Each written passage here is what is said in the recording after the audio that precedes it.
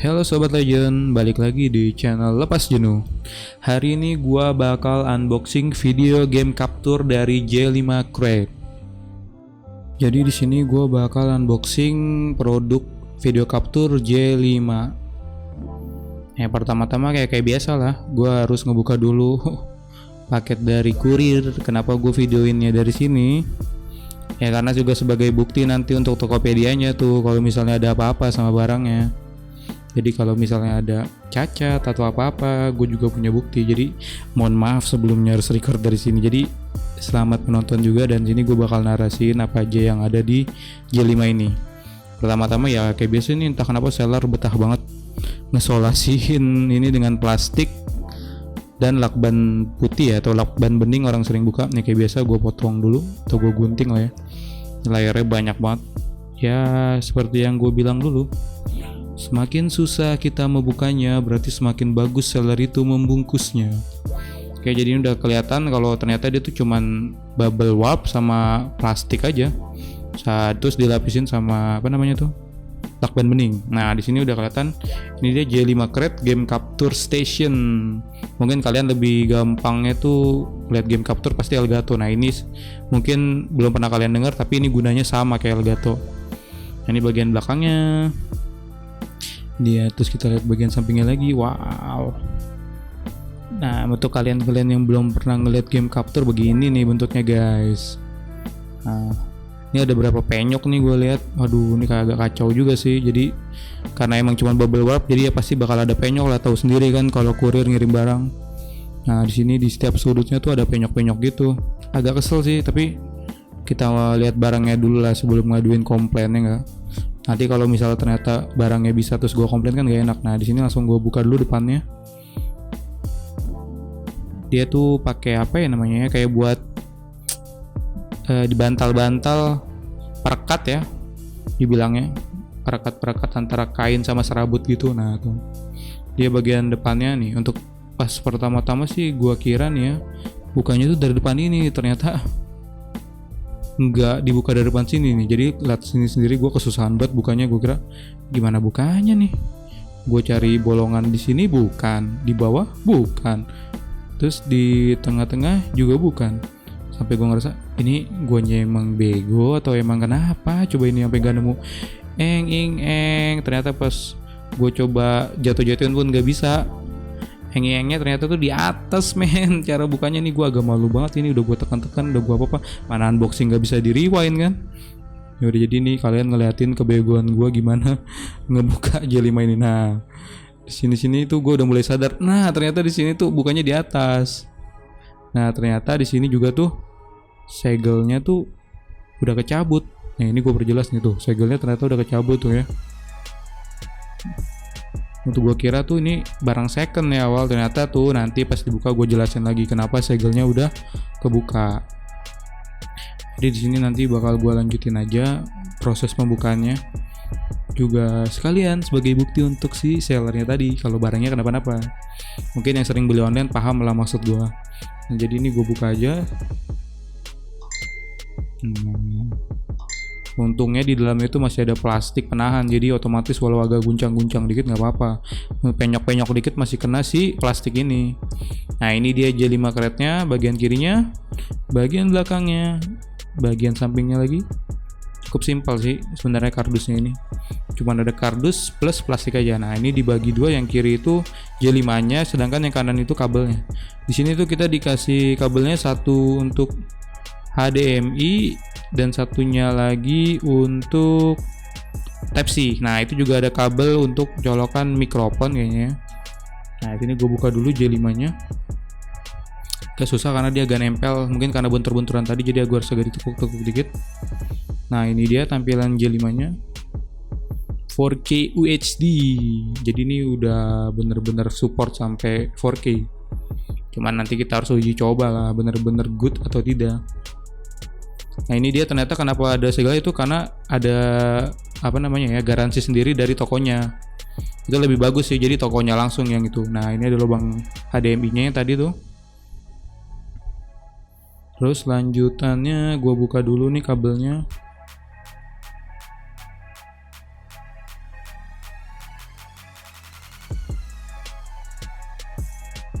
Nah, dan adapun untuk sendiri tuh sebenarnya colokannya cuma untuk HDMI input output sama Type-C, dan juga ada untuk headset dan mikrofon untuk bagian kanan dan kirinya itu.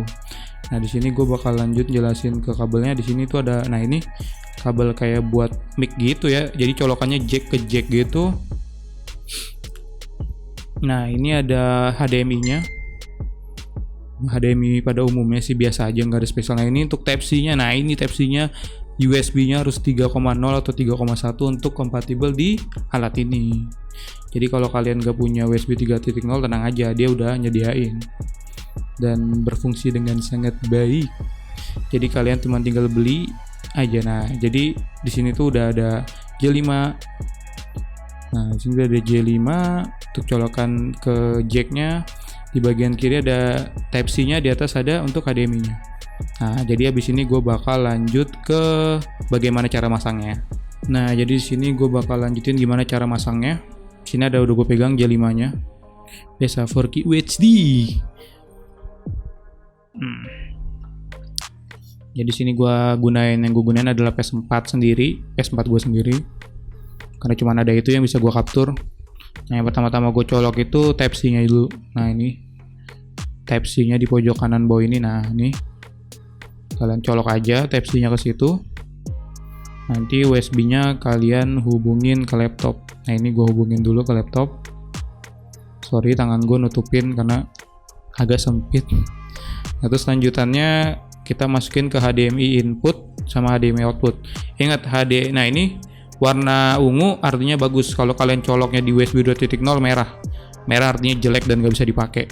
Nah, ini lanjutannya untuk HDMI input sama HDMI output. Nah, ingat HDMI input itu untuk ke PS4-nya, dari PS4 ke J5-nya. Untuk HDMI output itu dari TV ke J5-nya. Ingat, input dari PS, output dari TV.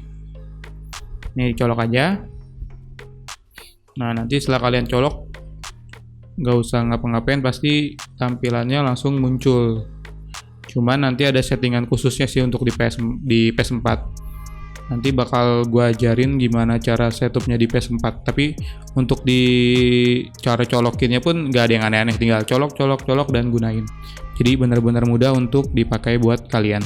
Nah, untuk sobat-sobat Legend nih, gimana untuk caranya masangnya tuh cukup mudah banget. Kalian tuh kan tinggal colok aja tadi, nanti dia bakal installing driver tuh. Udah kalian tunggu sampai dia bilang device is ready. Nah, itu kalian baru langsung buka OBS kalian.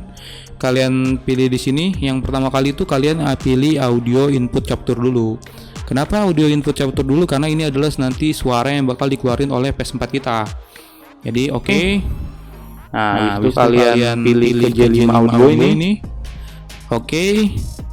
Nah, untuk selanjutnya itu kalian pilih video game capture.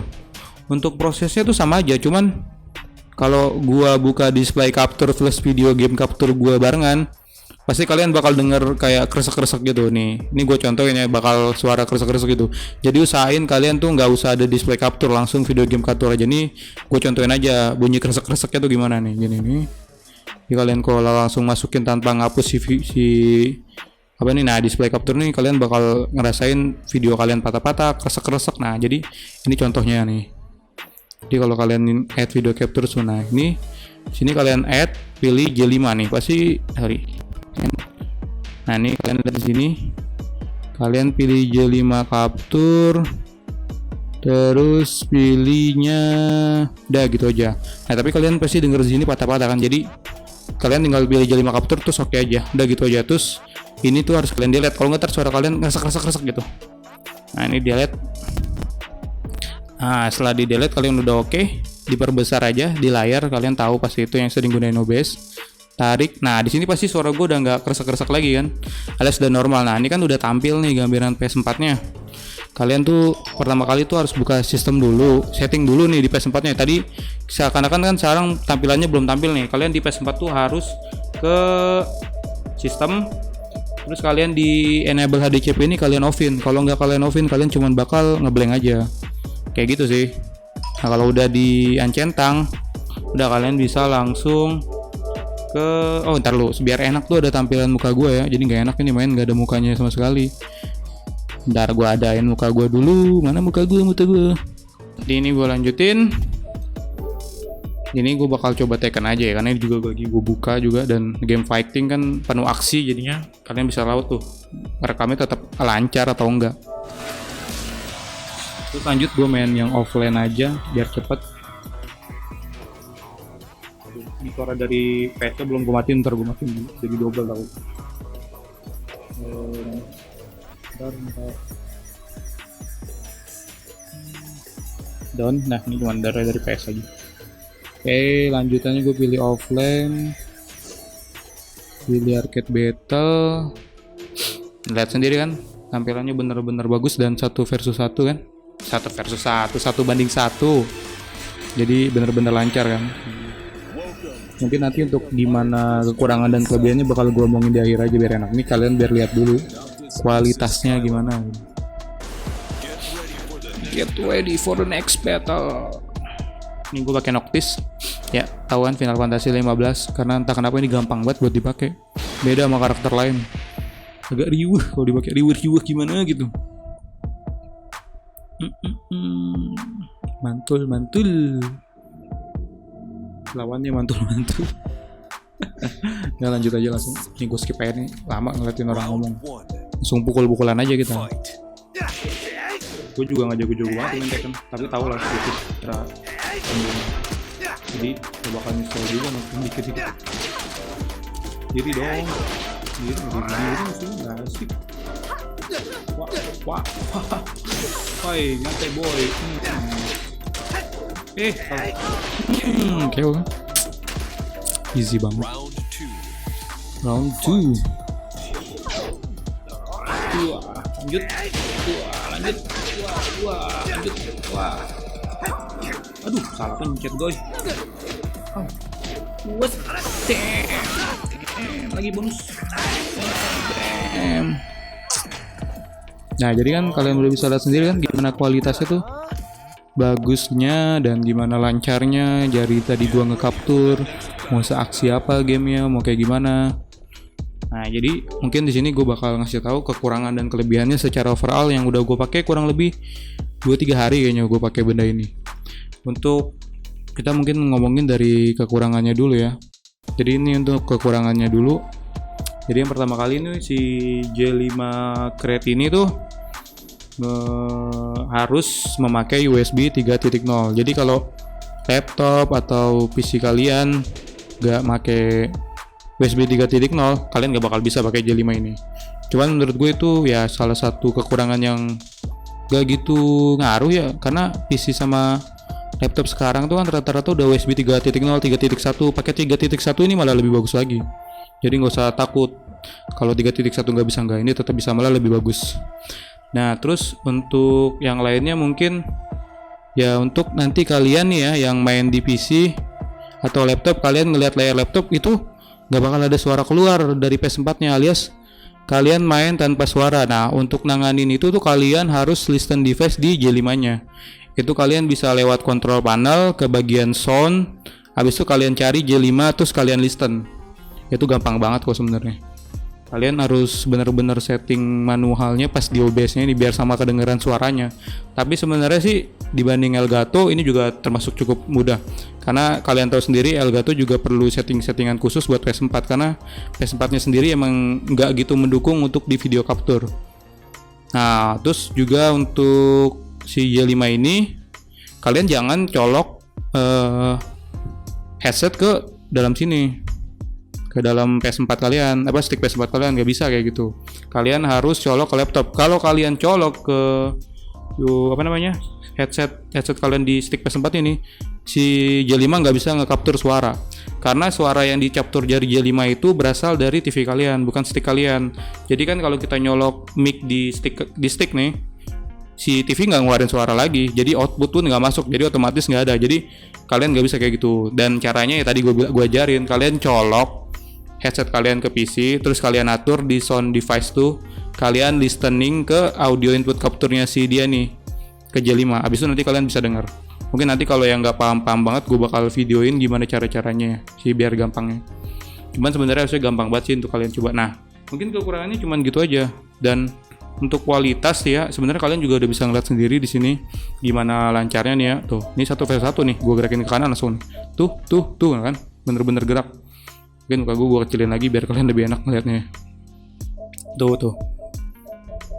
Dan ini tuh 60 fps ya.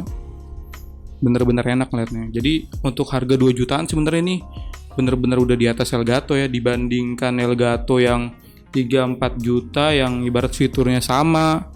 Terus apalagi si J5 Crate ini ngedukung 4K UHD. Jadi kalian bisa nggak cuma 1080, cuman emang pada dasarnya streamer itu cuman pakai 1080. Cuman kan daripada kalian beli 3 juta 4 juta untuk cuman 1080, pakai ini kan kalian bisa 4K UHD lagi kan. Dan benar-benar enak. 4K UHD itu ya emang jarang. Tapi kenapa kita harus beli mahal sedangkan yang murah daya capturnya lebih bagus, terus bisa resolusinya lebih bagus gitu. Jadi kan gak buang-buang duit kalau misalnya kalian pengen support 4K UHD juga. Misalnya kalian bukan buat streaming nih, buat recording aja kan kalian bisa atur tuh buat 4K UHD. Orang-orang yang recording 4K UHD kan udah bener-bener banyak. Nah mungkin kalau untuk si gimana dia jalan kan ini udah gue tunjukin juga. Dia bener 1/1, terus cara installmentnya juga gampang. Kalian gak butuh aplikasi tambahan, kalian cuma perlu OBS dan kalian bisa langsung tinggal add aja langsung jalan. Mungkin secara keseluruhan untuk harga 2 juta ini udah sangat-sangat worth. Kalian udah bisa streaming atau recording game kalian dengan lancar. Mau resolusinya 1080, resolusi 4K itu udah lancar. Tapi tentu ngesesuaiin spek komputer kalian. Karena kan untuk recording dan streaming itu juga butuh spek yang cukup kuat. Mungkin segitu aja ya video dari gua unboxing J5 Crate ini. Jadi menurut kalian tuh worth apa enggak sih? J5 Crate ini di harga 2 jutaan tapi udah bisa streaming seperti Elgato. Mungkin kalian bakal jarang banget dengar sebuah merek ini. Tapi di sini gua unboxingin dan biar kalian tahu gimana kualitasnya. Menurut gua pribadi sih oke, tapi gimana menurut kalian? Mungkin segitu aja dari gua. Kita bakal ketemu di video-video selanjutnya. Bye bye dan salam lepas jenuh.